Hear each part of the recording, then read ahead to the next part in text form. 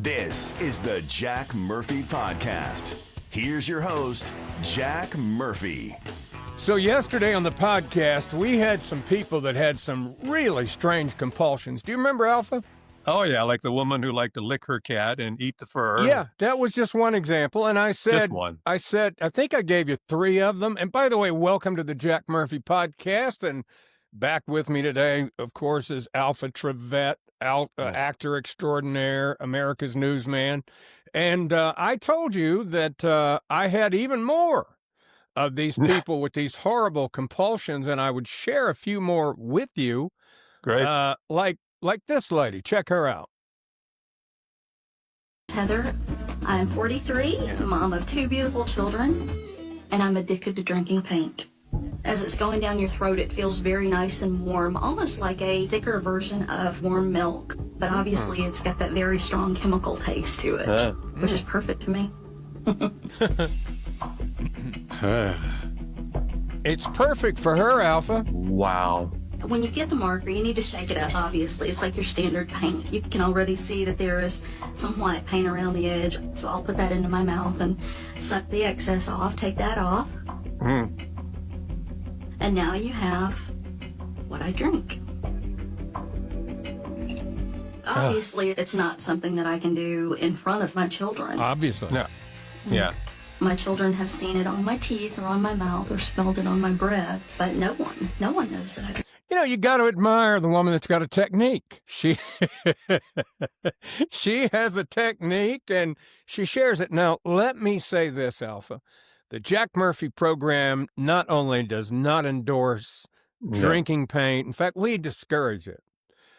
In strongest term. Yeah. Yeah. Ingesting paint's not good for you. You know, I've told you about I had a relative that we call Bucket. No, you haven't told me. I didn't tell you this story? No. I'm reluctant to, but I will, because pretty much everybody involved at this point has passed away. Okay. But I had a cousin. He was a little bit older than me, and he got the nickname Bucket because one time we went over to visit, and we were with his parents, and the garage door opened, and he was laying on the floor of the garage, passed out, with a 5-gallon bucket over his head. He would spray paint in the bucket and put it on his head, and he did it. And it was paint, glue, gasoline. He'd sniff anything. And That's called huffing. Yeah, it just destroyed his brain. Oh, yeah. It was terrible thing. But so I can imagine drinking paint, ingesting it that way. Yeah. It's got to have a similar effect. I mean, does it give her a high? I'm not. I don't know, but you would think first of all, is it latex base or are we talking enamel? Lead based? Yeah. Is it interior, exterior? What? Is it something that's going to be shiny when they do the autopsy inside you, or is it going to have a flat finish? because I got to believe it's going to kill you at some point. Her poop has a satin finish. Yeah, exactly. Slides right out. In fact, I saw another one, and I didn't save the tape on this one, but it was a woman who drinks Tide liquid laundry detergent. I don't get it. These people are mentally ill.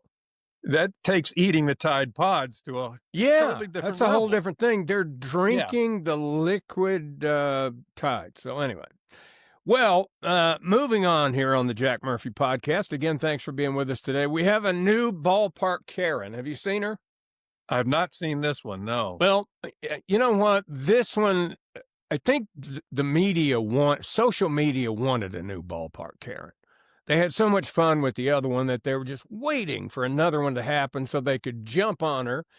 And so this one happened Sunday with the Kansas City Chiefs, who played, I think, the Baltimore Ravens. And okay. So it's football. Football this time. Okay. And so Patrick Mahomes wears the headbands. And so I guess after the game, he is coming, about to go through the tunnel there or whatever, and there's a bunch of fans waving. And apparently every Sunday or something, he takes off the headband. Who would want the sweaty headband off not me, certainly. But anyway, he takes it off, and I guess he has a little boy, a fan in mind, and this woman grabs it. And here's a video of that happening. Mahomes game-wearing headband. But he came to her. All right, here we go. So he's handing it to the little boy in the yellow. It's his headband. And she grabbed it. You see that? He waited for him. Came straight to her. After they Right here. See? Yeah, give it to the boy. And she grabs it. started yelling, Mahomes, and he came and he gave me his headband. Knighted. Here we go again. Little boy, Knighted. her, she grabs it right out of his hand. And of course, Patrick is looking away. He doesn't even notice what has happened. But I'll tell you the difference in this, Karen. When she saw this video, she did the right thing. First of all, she didn't go curse anybody out or whatever. She came out and did the right thing. So I applaud her. Listen Well, to she this. redeemed I'll talk herself. to you guys Okay. for 1 minute from my heart. At the game, with all the noise and all the excitement, I honestly thought that Pat Mahomes was giving me the headband. He wasn't. I reached for it without thinking.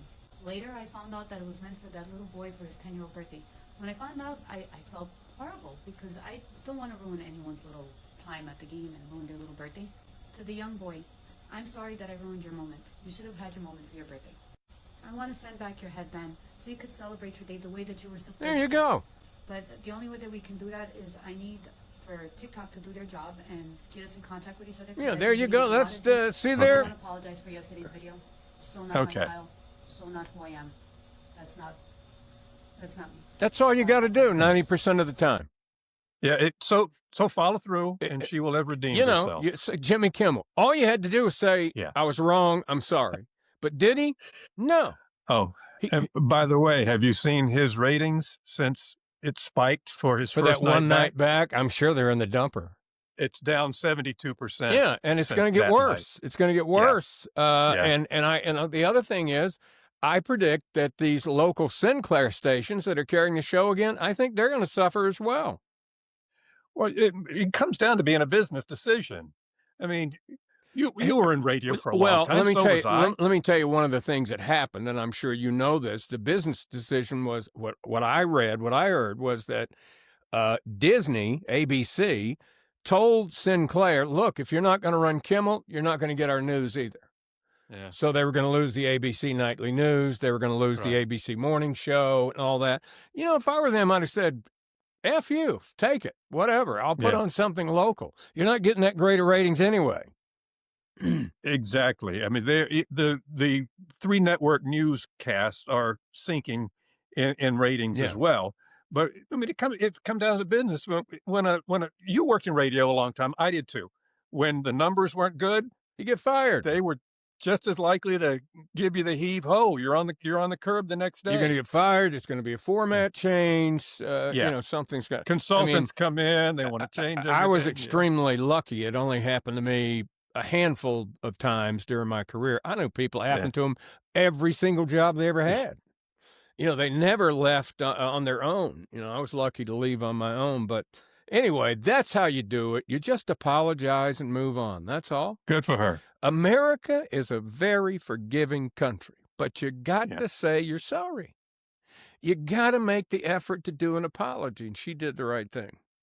Yeah, and avoid being a Karen. Yeah, exactly.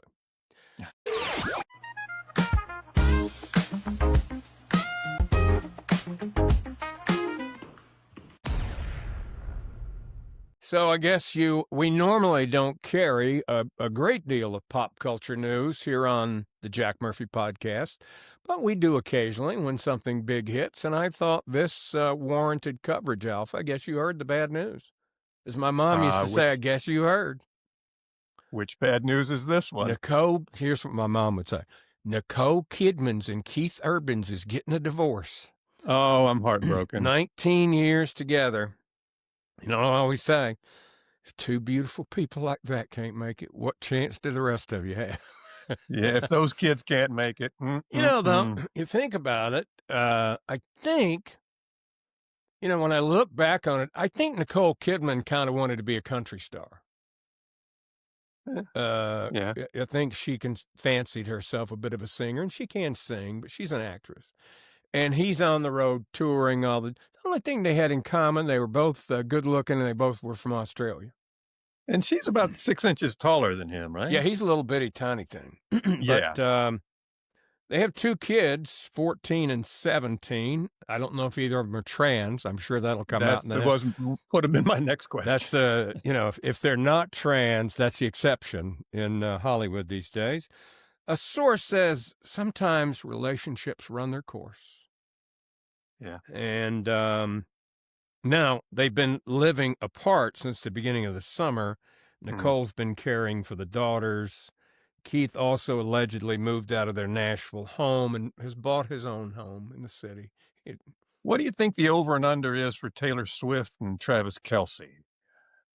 Should they decide to get married? Speaking of high-profile couples. That's a tough one. You mean making it to the marriage? Well, I was thinking after marriage, but I was giving them benefit of the doubt of getting to that I think point. there's a bet to be made either way on the marriage, too, because she loves him and leaves him pretty dang quick. Now, she seems pretty hooked up with him. But she's also just attacked the NFL for, I think, not inviting her to perform at the Super Bowl. She did. Now, I haven't heard this. I'm glad she has, because I've got some things to say about that. Yeah, because there's a development there since we were talking football. All right, let me wrap up Nicole Kidman and Keith Urban, and we'll get right to this. Could be an all pop culture podcast today.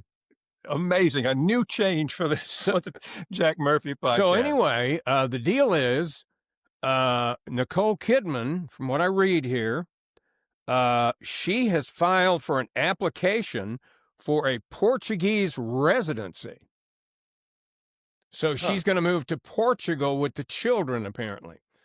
Ironically, this Thursday, we're going to be talking to an old friend of mine, an old golfing buddy of mine from up in Greensboro. He's from London, Cotswold. He's written a book about growing up in Cotswold, London, or whatever. But him and his beautiful wife, Diane, when they retired in North Carolina, they moved to Portugal. I've heard great things about Portugal. He lives there. He posts these pics. What a life they live. And I said, I want you to come on. He goes, whatever would I talk about? And I said, just living in Portugal, there's a lot of American expats who are going to Portugal. And I thought it would be interesting. So yeah, my friend Pete has relatives over there. He goes to see them. My sweet friend Susan has been there and loves Portugal. Yeah, it's beautiful. I watch YouTube videos of people that buy old houses over there and redo them and stuff. It's pretty neat. Now, on to the Super Bowl. So, just been announced that some character named the Bad Bunny is going to be the halftime entertainment, and he's represented by Hova, as you know, who is Jay-Z, who now has this nickname short for Jehovah, Hova, who I believe is a really evil, demonic type person. I really do. And he's got his fingers all in the NFL, the entertainment. He's an agent now, and in the music industry. But and apparently, you know more. I just found out about this. I've heard the name Bad Bunny, but now doesn't he do some trans dressing up too? There are some images of him wearing a pink dress, yes. With boobs. The one I saw, it was a pink dress and he had some boobs on. Which could have been his, could have been borrowed. In my upbringing, if you're doing that, you're trans. Yeah. But anyway, that's your halftime entertainment. Now, it's been 12 years since we had rock at the Super Bowl. So the NFL is sending a message, clearly. And it's the most American event there is. I mean, they have the bombers fly over, the national anthem and all that. And then they always screw us over with the halftime show. It's always some bizarre statement about politics. And this is my last chance for them this year. If there's a big political thing this year, I'm out. Well, the first time I'm not in tune with his brand of music. Oh, I have no clue. But the first time I ever heard of him was he was slamming America and ICE for deporting exactly the people who first don't time belong I there. heard him, and that's why he's in Puerto Rico. He lives in Puerto Rico, stays there, hates Trump, and he does songs about, he's all pro-immigrant and anti-ICE and all that. As far as I'm concerned, he's an American hater. And, and he canceled some American concerts because of his distaste for the country. And now, is he American? He's Puerto Rican, so he is American. Basically, he's not from American a real territory. state, but he's I call that half American. He's half American. Now, what would really make a very entertaining halftime show, if Roger Goodell, any of the NFL people are listening, you want a really good show, let Mr. Bunny get up there and start his show, and then have Tom Holman and the ICE Brigade come in and arrest him and drag him off to a detention center like Alligator Alcatraz. That would get some big ratings. It would certainly be spontaneous. Mm-hmm. Now, the last, well, I guess Bruno Mars was a good one a few years ago. There are a lot of people who like that. I don't like Bruno Mars. I have been to a couple Super Bowls.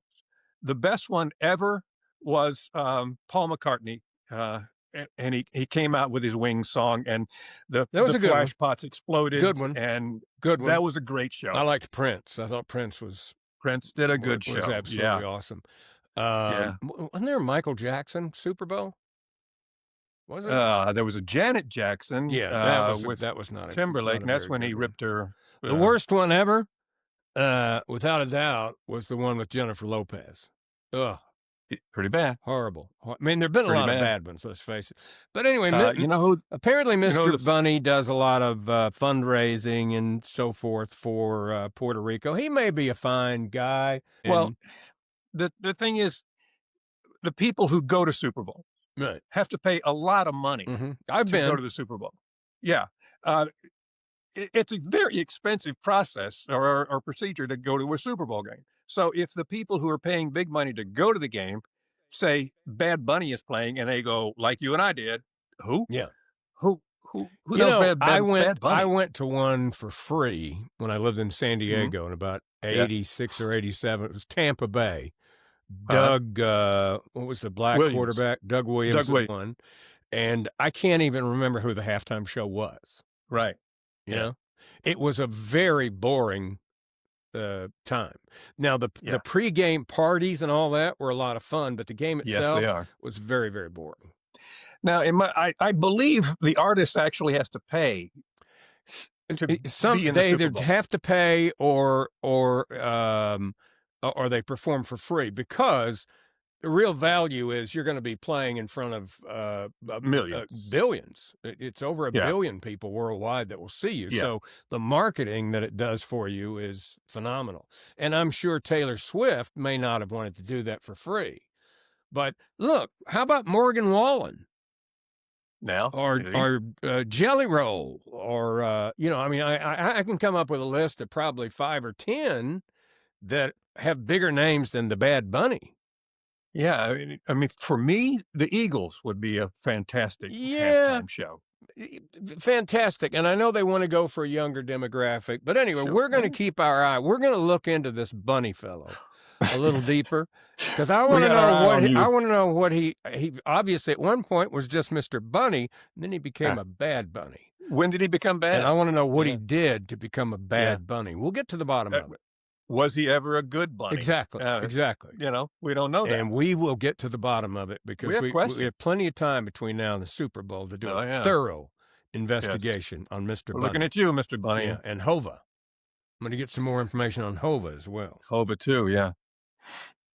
But now that you mentioned the trans thing, let me bring this up, because it's a seasonal time now, and the Major League Baseball playoffs have begun. In fact, they start today with Detroit and Cleveland, the Guardians, formerly known as the Indians. Right. It's the Padres and Cubs, the Yankees and Red Sox, and the Reds and Dodgers. Okay. The Mets are left out, even though, and a lot of people are very upset about this. Hold on. Look at this. You see that? You know what that is? No, I don't. I was there on the second row, Game 6 of the New York Mets and the Boston Red Sox, when Mookie Wilson hit that blooper through Bill Buckner's legs. No. That banner was hanging in front of me in the stadium, and I tore it off after the game. And those are my tickets right there to the game. And who signed it? And I just wrote on the banner. Oh, Game 6, 86 World Series, Shea Stadium, New York, Mets 6, Sox 5. Here's the program from the game. I had it framed. It's there. Anyway, go ahead. You know, well, since you mentioned that, I'll have to tell you this. Phil Necro, Hall of Fame pitcher, from Atlanta. We had him on our show a few times, and he told a very sad story about Bill Buckner, who ball went through his legs. It was terrible after that. He shot himself after that. It was terrible because he got, he was a hero in Boston. Yeah. And he went from hero to zero. And they never forgave him. There was even a Seinfeld episode or two done. Remember that? Yeah. But the point is, he tried to shoot himself. But the bullet went through his leg, so everything was okay. Remember the Seinfeld episode? Yeah, I don't remember. Oh, they had a hilarious Seinfeld episode where Keith Hernandez used to do appearances on Seinfeld, right? Yeah. Who was a Met, and there was some valuable baseball that Jerry had or something, and they had a guest appearance with Bill Buckner, and they're looking at the ball, and Buckner goes, "Hey, let me see that ball," and they throw it to him, and the window's open, and he misses it, and it goes out. He goes out the window. It's pretty funny. Anyway, getting back to the Mets, they didn't make the playoffs, so they're going home. Right. On June 13, they had a record of 45-23, best record in baseball. Wow. And on that day, they showed a huge picture on the screen of a trans pride flag. Okay. From that day on, they went 38-54 and wound up out of the playoffs. You're saying that there's a trans curse on the Mets. Is what I'm not saying. I'm just saying. Like the Yankees and the Bambino curse they had for a long time. Well, and the Cubs and then the goats, the curse of the goats. But if Bad Bunny is indeed what we mentioned earlier, possibly trans, what kind of curse could it be on the Super Bowl? I don't know. Not saying. But I'm telling you, this is my last chance I'm giving them. Every year, something happens, and I'll say, that's it, I'm not watching any more NFL. Again. The Panthers, they suck so bad every year, and they give you a glimmer of hope, and then they just go right back to suck, just like the Falcons do. And, well, I tell you, I'm going to say, they got that glimmer of hope when they beat the Falcons 2 weeks ago, 30-0. Yeah, and then they came back, and the team that they're supposed to beat, they were predicted to lose to the Falcons, then they're supposed to beat the Patriots, and they look like a whole different team. It was terrible. Yeah. Terrible.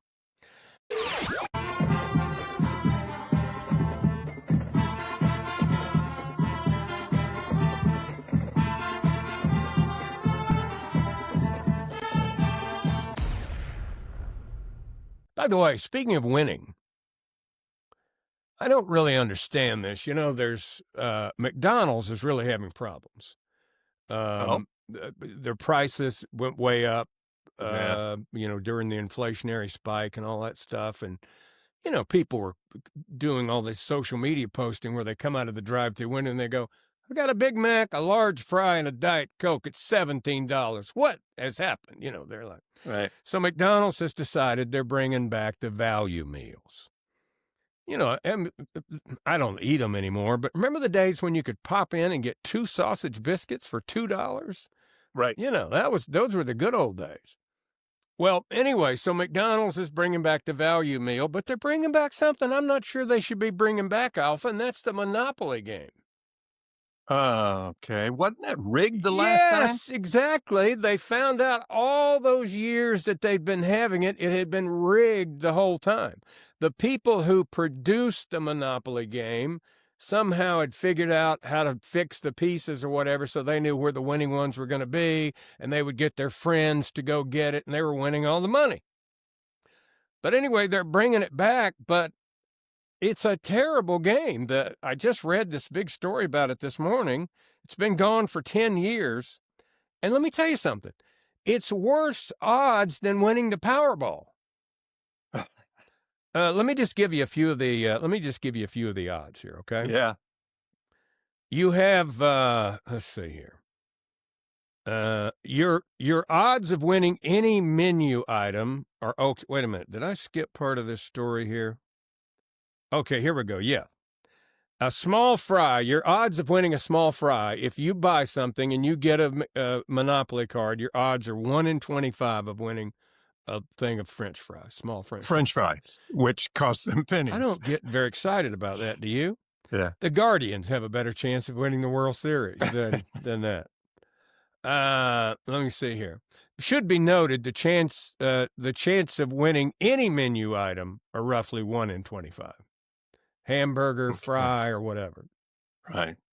The individual menu items, the odds run from 1 in 25 to 1 in 98.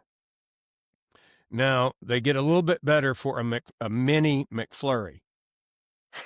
I didn't even know they had them. But you know what? You'll never get that. You know why? Because the damn ice cream machine never works at McDonald's. Never works. Not a real McFlurry, a mini McFlurry. You have a 1 in 133 chance of scoring a 1,500-point prize, which is worth roughly $2.50. Excuse me. You will need to have, this is a killer right here. You'll have to have the McDonald's app to even play this time. And you earn digital stickers. Nobody's going to go for this. Okay, you could win if you want to win an Audio-Technica turntable bundle worth $500, the odds are 1 in 59 million. A 77-inch Samsung TV from Best Buy. Listen, I bought a 70-inch TV at Target right before Christmas for $300. The chances of winning it at McDonald's, 1 in 153 million. Boy. Now, they are giving away a 2026 Jeep Grand Cherokee worth $52,000. What do you think the odds? Okay, the odds must be astronomical for that just take a guess. Billions? 1 in 13 billion. 1 in 13 billion. Those are the odds. This is the dumbest game. There's not that many people on Earth. It's a game it's like going to a casino where they got caught cheating with the roulette wheel, or the dealer was cheating or something, and yet you go back. Why would anyone do it? You want to bring people into McDonald's, go back to 1972 prices. I got the list, I got the board right here. Quarter pounder, know how much it was? In 1972? Yes. 98 cents. 70 cents. 70 cents, there you go. That's a quarter pounder with cheese, by the way. All right. Fish fillet, 48 cents. A cheeseburger, just 33 cents. Never been a fan of the fish fillet. How do you feel about it? No, it's too fishy. I don't like the cheese on the, and they put too much tartar sauce on it. It's weird because you get my experience is you have one of those, it tastes too fishy, but nobody says that about it tastes too hamburgery, it's just a different thing. No. A large fry was 46 cents in those days. But I mean, yeah, just cut the prices and say, hey, come do your ad. Say, hey, we don't have any stupid games at McDonald's. We're all about getting the food to you quickly and making sure it's hot and focusing on the food and serving it at the lowest prices that we possibly can. We're McDonald's. We're in this together. Make it affordable for a family to go in. If indeed we want to make sure they go in and eat that food. I'm not sure. I'm like you. I haven't had McDonald's in I don't remember when. I really had. I'll do a cheat day once a week, Alpha. And other than that, I eat pretty strictly. But I'll on Sunday or something like that. And a cheat day for me is when I make pasta myself at home, or I'll make a roast and have bread with it, or something like that. But man, a couple of Sundays ago, I passed a McDonald's and it was going to be a cheat day, and I was craving some of those fries, but I didn't do it. Well, it's the stuff they put in them that make you crave them. Oh yeah. Oh, definitely. My friend of mine had a bag. No, I was at my daughter's house, and she had a bag of what were they? Sun chips. You ever heard of those? Oh, yeah. Okay, and they were called. They had some name that just looked so appetizing, and I said, I'm going to have one. I ate one, and the first taste I got was sugar. I mean, the sugar taste was just overwhelming because I haven't had it in so long, you know? Right. And I went, God, Right. I'm not eating it. There's so much. And I looked at the ingredients and it was like the list, you know, this long. Oh, the worst are Pringles. You ever eat Pringles? Oh, don't touch those. Like, I mean, there's no real potatoes in there. That's like McNuggets. Yeah. You ever seen the extrusion machine that puts those things? Yeah. Makes me sick just think. Look, we got caught up in pop culture earlier. Now we're caught up in fast food. How about that? I have a second fast food story. A man claiming to be Colonel Sanders' great nephew says that KFC has blocked him for complaining about them sexualizing Colonel Sanders. You know what? I noticed that on a commercial yesterday. Now, first of all, they blocked you from where? From their social media? Is that? I guess that's what he means. Yeah. And tell me, I haven't noticed any sexualization of Colonel. What have they done now? He's got his bow tie off and his collar's open, or oh yeah, he's much younger and more fit, and he looks like he could be on The Golden Bachelor. Okay, he's that kind. What's of wrong with Colonel that? Sanders They know looking. their food is terrible for you. You know, it makes you fat. All their customers are obese, so they're trying to improve their image by making Colonel Sanders look a little healthier. I get it. I remember an old comedy buddy of mine, James Gregory, who used to say, before. Loved him. Oh, great guy. He said before KFC, the only thing ate out of a bucket was a hog. He was one of my all-time favorite comics. He billed himself as the funniest man in America, and it was hard to argue. It really was. He just, he had some bits that just, you just never forget them. You never forget. He said they ought to make 2-story mobile homes for people who's got money. Yeah. He had one bit where he talked about, he said, I seen on TV, this woman won the lottery, and they always ask him, what you going to do with the money? She said, well, I think we're going to put some underpinning under the trailer this time. It's got me. But I don't know what this guy's talking about, what he got blocked from. I guess he was making comments on their social media, and maybe they blocked him on that. That's all I can think of.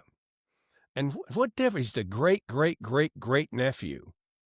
What does that even mean? I can't even figure that out.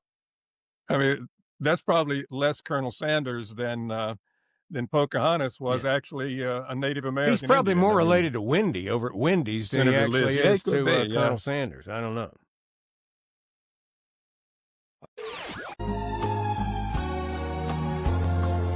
Se te olvida que hasta puedo hacerte mal si me decido,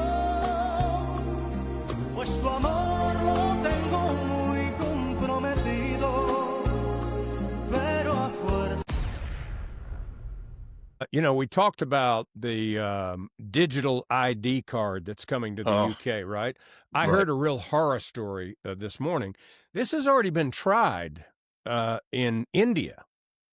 And they stopped it in India. And let me really quick tell you why, and then I want to hear your story about the UK. So this guy said that they did this in India first. They put 1 billion people. They gave them digital ID cards. And in India, it was everything. It was you bought food with it. You got medical care with it and everything. Well, within a month of them releasing it, hackers had hacked into it and stolen millions of people's information. So you had old people showing up at the hospital and being refused medical care because you're not the right person. This is not you. You know, this number belongs to somebody else, and sending them. They actually had people who starved to death because they couldn't buy food because somebody had hacked their number. So it's already been tried some places, and it was an abysmal failure, and they're going to go ahead with it in the UK. Of course, they're open to wacky ideas. Yeah, they're pushing that in the UK. I think Switzerland has already voted for it. Okay. So they're going to be doing it. Which, I mean, you can't get a job, you can't travel, you can't do anything.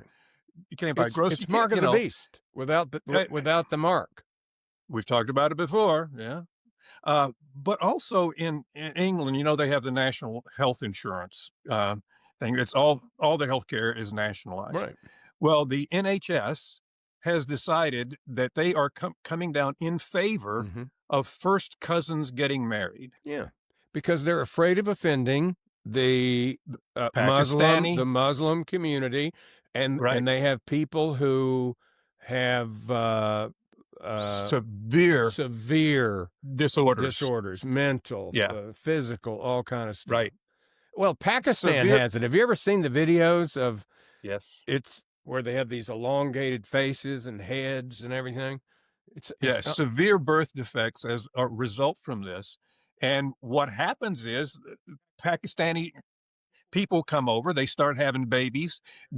All of them have severe birth defects. All of them have to be cared for, and all of them then are paid for by the government, which of course goes back to their taxpayers. Of course, so they have to pay for that. Of course. So they're doing it simply not to offend the Pakistani population that has exploded there in England. The world is getting dumbed down every single day. That's the kind of thing that's cultural suicide. I mean, if you keep pushing that sort of thing, I mean, I think we've known for a long time first cousins getting married is not a good idea. No, I mean, they still, it goes on some in West Virginia. Some, but not some corners of West Virginia. Well, I mean, a perfect example here. There's a family that there have been several people who have done YouTube videos with this family. I can't think of their name right now, but they're in West Virginia. I know you're talking about, and they're inbred. Yeah, and they all have. What is the correct term for mental retardation now? I think it's okay to actually say mental retardation, but calling someone a retard. Okay.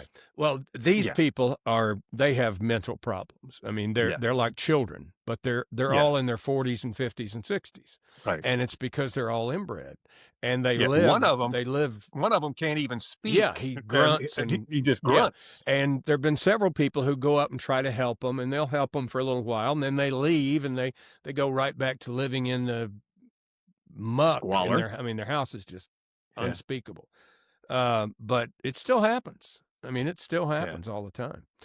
But and you wonder where the thought process of that sort of thing comes from. Here's another crazy story. Well, it comes from in England.